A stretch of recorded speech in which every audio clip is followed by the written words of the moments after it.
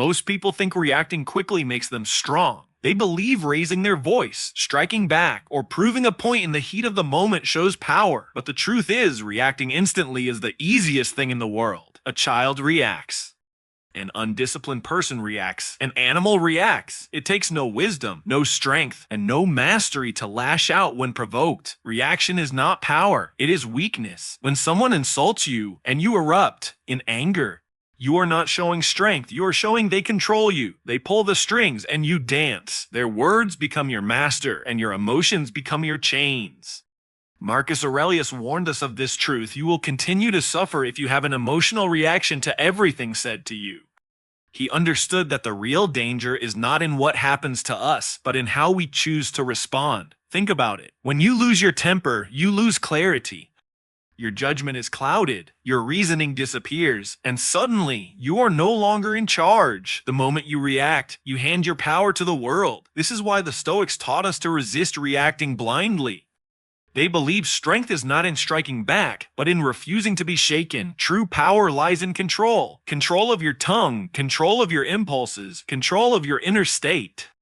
The one who can stand calm in the face of insult, who can remain composed when others lose themselves, that is the one who holds real authority. Anyone can shout in anger. Few can remain silent. Anyone can fight back blindly. Few can walk away with dignity. The world is full of people trying to provoke you. They test your patience. They attack your pride. They look for weakness, and every time you react, you show them exactly where you can be broken. But when you do not react, when you hold your ground and remain calm, you become untouchable. They cannot control you because you do not give them the power. Do not mistake this calmness for passivity. Choosing not to react does not mean you are weak or afraid. It means you are wise. It means you have chosen self-mastery over self-destruction. It means you are strong enough to rise above the noise of petty conflicts and keep your focus on what truly matters. In the end, the strongest man is not the one who conquers others, but the one who conquers himself. Power is not found in rage, it is found in restraint. Control is not the absence of feeling, it is the mastery of feeling. So remember, when you react, you are weak. When you control yourself, you are powerful.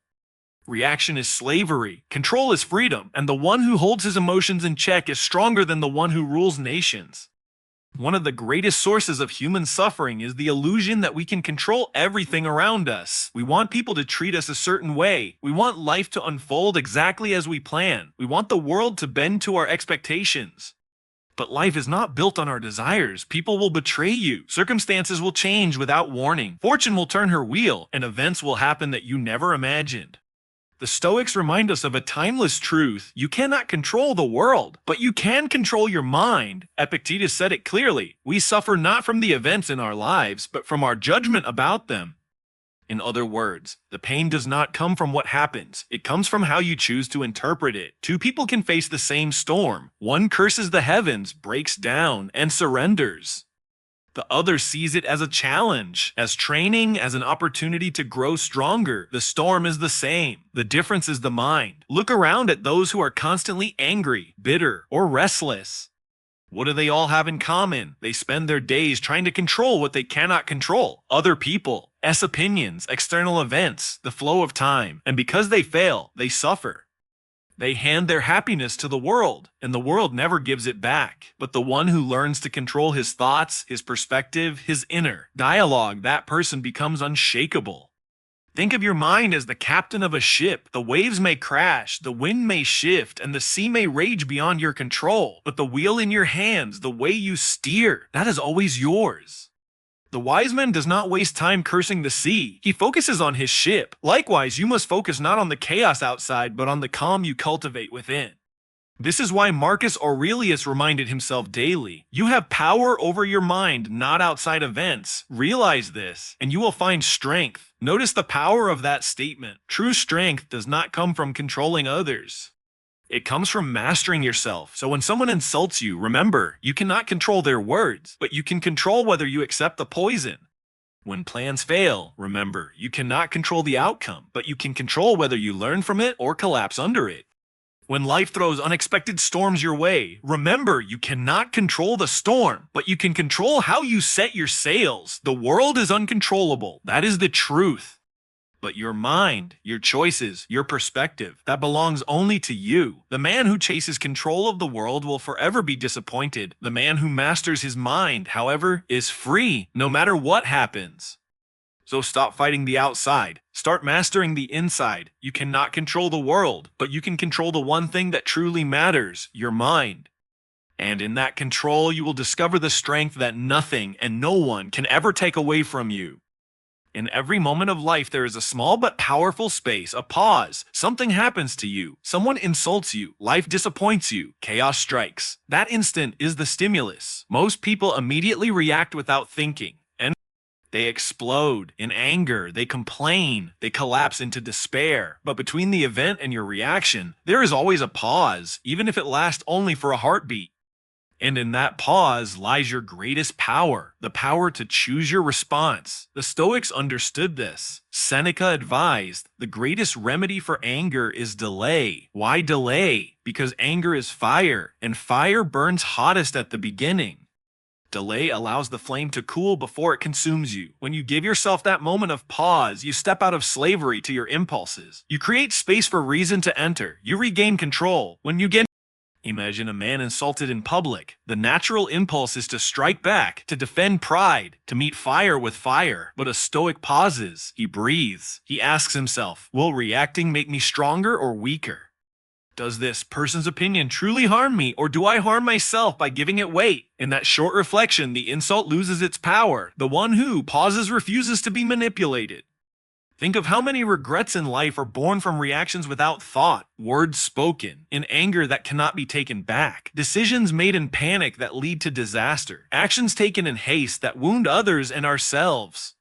But how many of those moments could have been transformed with a single pause, a single breath, a moment of reflection? That is why the pause is sacred. It is the difference between wisdom and foolishness, between mastery and slavery. This is not about suppressing emotion. The Stoics never taught us to deny our humanity. Instead, they taught us to discipline it. The pause is not about refusing to feel. It is about refusing to be ruled by feeling. You acknowledge the anger, but you do not let it choose your words. You acknowledge the fear, but you do not let it dictate your actions. You acknowledge the pain, but you do not let it control your future. In modern life, everything pushes us to react instantly. Social media, arguments, news, all designed to trigger and provoke. But the strong man, the Stoic, resists. He creates a buffer between stimulus and response.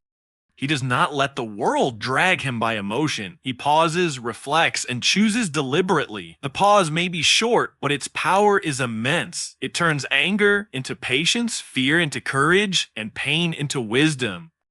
It transformed chaos into clarity. That single breath, that single heartbeat is where you reclaim your freedom. So remember, between what happens to you and how you respond lies a sacred space. Use it, guard it, live within it. Because in that pause, you are no longer a victim of the world. You are the master of yourself. In our world today, people confuse stillness with weakness. They believe the louder a person speaks, the more powerful he is. They believe the quicker someone reacts, the stronger he looks. They see silence as surrender, calmness as fear, and patience as inaction. But the Stoics saw things differently.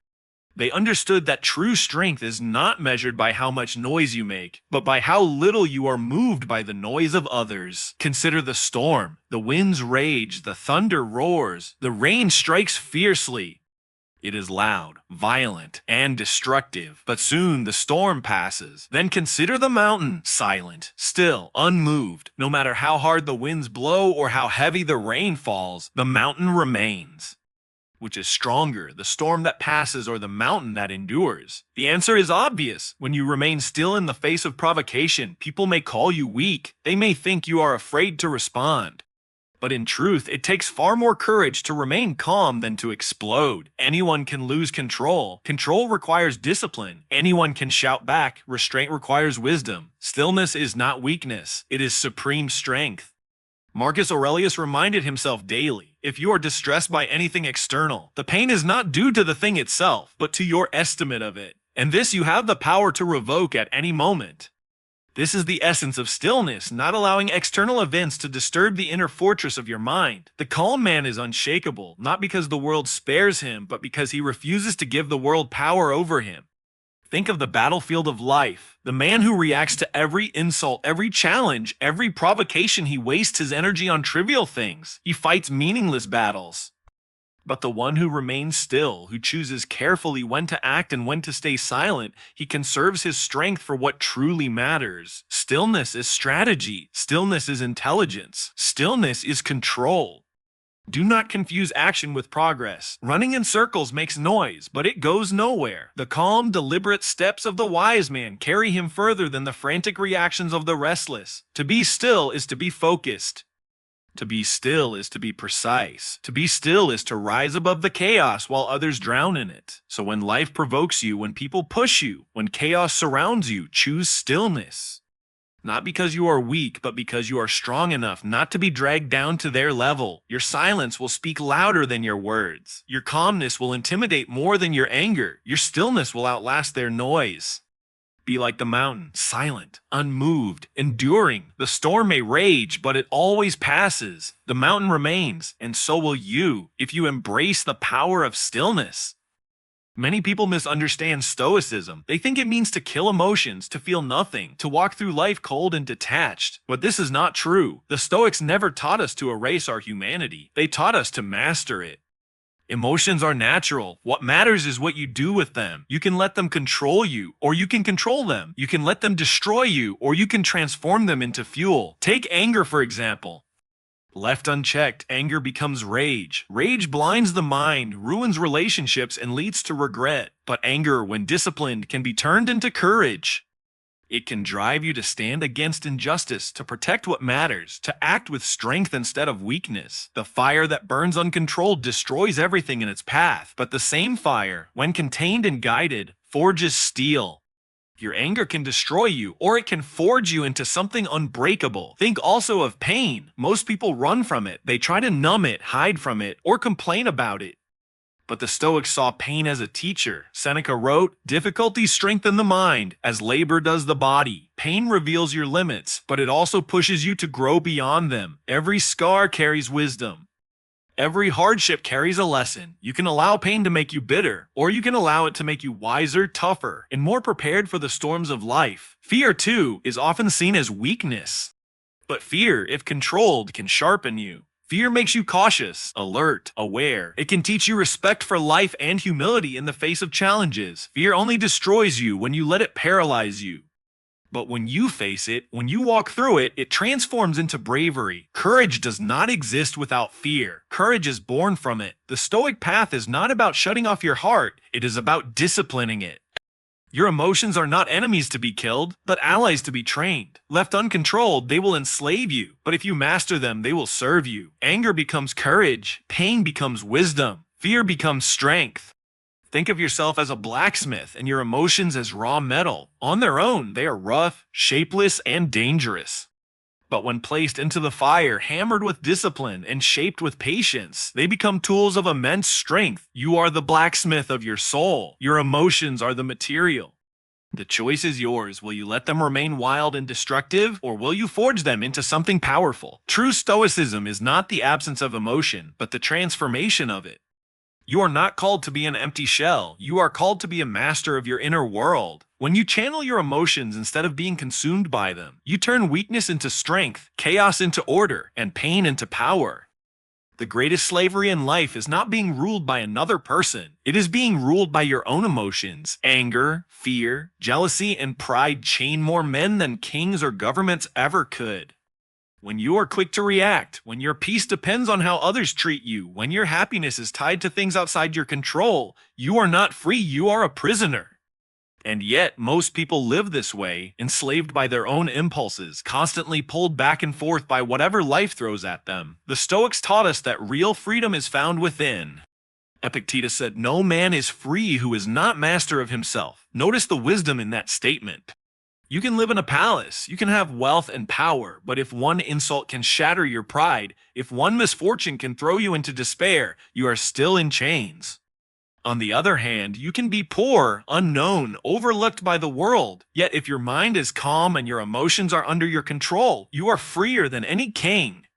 True freedom is emotional independence, the ability to stand tall when others fall apart, to remain calm when others lose themselves, to carry peace within you regardless of the storms outside. This independence does not mean indifference.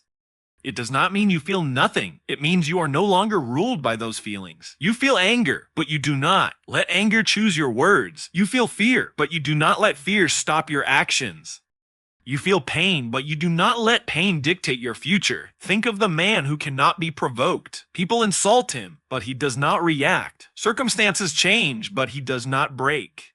Fortune shifts, but he does not cling to it. What can the world do to such a man? Nothing. He is untouchable because his strength comes not from external things, but from within. This is the power of emotional independence.